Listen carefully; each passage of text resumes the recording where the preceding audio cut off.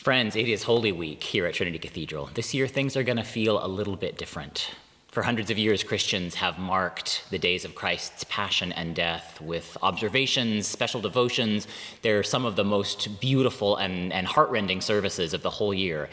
And this year, we can't gather here in person and the cathedral for Maundy Thursday and Good Friday and the Great Vigil on Saturday night. And I'm bummed about that because these are my favorite services of the whole year. To be separated from my community in these holy days is hard for many of us.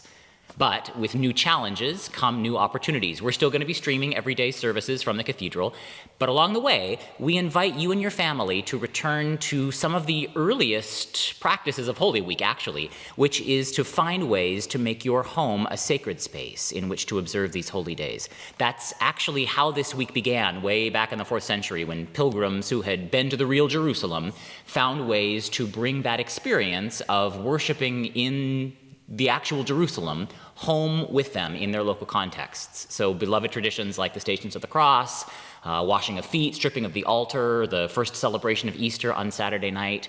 Many of these beloved observances started actually in Jerusalem and then spread around the world as people who had never been there created a virtual Jerusalem in their local contexts. That's kind of what we're doing this year in many ways. Throughout the week, in Holy Week, the staff and clergy are going to be coming to you with suggestions for how to bring Holy Week into your homes, even as you join with this larger Trinity family in streaming worship on Thursday, Friday, and Saturday. So be watching your email and walk with us as together we make this final leg of our pilgrimage to the foot of the cross together. Even if we can't be in the same space to do that, we can join together with people around the globe in creating Jerusalem in our homes and in our hearts.